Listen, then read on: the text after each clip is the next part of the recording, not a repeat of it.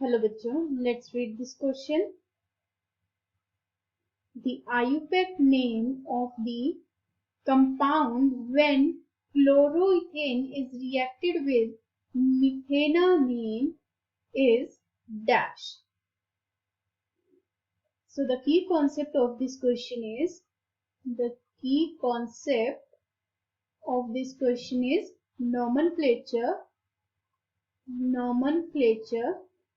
हमें बताना तो इसमें आयुपैक नेम ही है, बट पूछा डिफरेंट तरीके से हुआ है. पूछा किससे हुआ है? रिएक्शन ऑफ अमीन करवा के पूछा हुआ है. तो हम लोग सबसे पहले देख लेते हैं कि हम आयुपैक नेमिंग करते कैसे हैं. सबसे पहले हम लॉन्गेस्ट कार्बन चेन को सिलेक्ट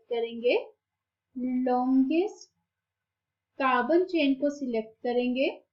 देन इस लॉन्गेस्ट कार्बन चेन का नंबर ऑफ कार्बन के अकॉर्डिंग उसको वर्ड रूट देंगे. फॉर एग्जाम्पल, हमारे पास कोई 2 कार्बन वाला चेन है जो कि लॉन्गेस्ट है, तो उसका वर्ड रूट क्या हो जाता है? इथेन. 3 कार्बन वाले का प्रोपेन, 4 कार्बन वाले का butane and so on. Next हम लोग फंक्शनल ग्रुप देखेंगे कि हमारे पास कंपाउंड में कौन सा फंक्शनल ग्रुप प्रेजेंट है. फंक्शनल ग्रुप देखने के बाद हम लोग उसका सफिक्स और प्रीफिक्स चेक करेंगे. सफिक्स और प्रीफिक्स चेक करेंगे. After writing the particular suffix prefix of the functional group of the compound, then we will see कि उसमें कोई substituent present है other than hydrogen. Substituent other than hydrogen. So फिर हम उसका substituent का भी नेमिंग करेंगे और आखिरी में जब हम इन सबको मिला देंगे we will get the IUPAC name of the compound. So, इसमें क्या बोला गया है? इसमें एक रिएक्शन के बारे में लिखा गया है जो कि क्लोरोइथेन होता है CH3CH2Cl. इथेन के साथ क्लोरीन लगा होता है, उसको बोलते हैं क्लोरोइथेन. वो रिएक्ट कर रहा है मिथेनामीन के साथ. मिथेन मतलब एक कार्बन वाला कंपाउंड मीथेन, और इसके साथ अमीन ग्रुप लगा है. अमीन इज NH2. अब क्या होगा कि ये जो Cl है ये एक बेटर लिविंग ग्रुप है. जब lone pair of carbon will attack on this carbon, then this living group will leave and it leads to the formation of CH3 NH CH2 CH3.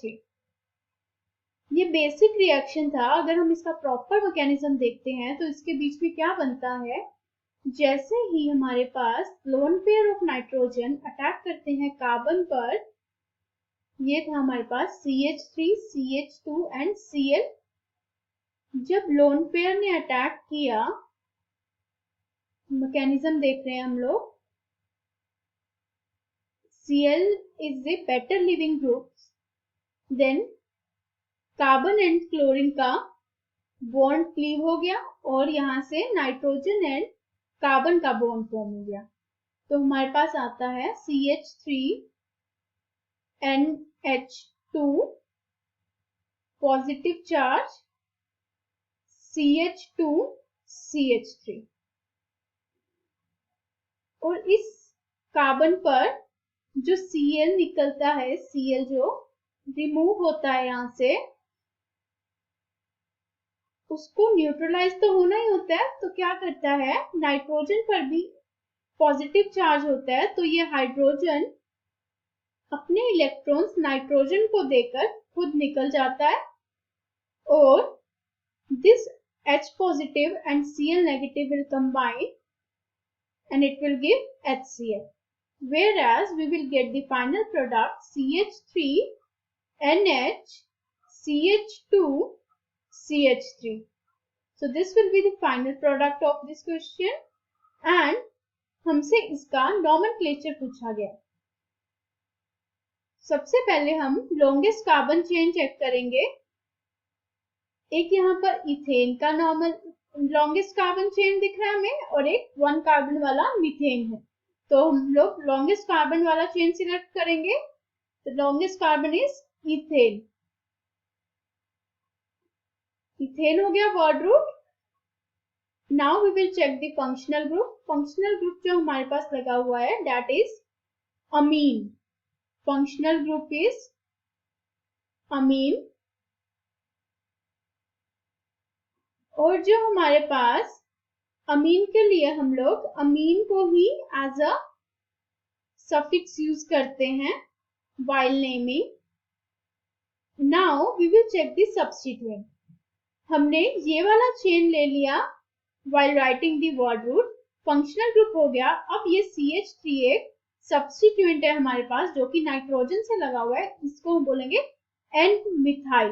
Methyl group लगा हुआ है nitrogen से, it will be N methyl. So let us write the full name. So it is N methyl. Now word root था हमारे पास ethane, ethane amine. Functional group है amine. So this will be the IUPAC name of the compound formed after the reaction. So यहाँ पर हमने जो ethane था उसका ई रिप्लेस करवा दिया है फंक्शनल ग्रुप से।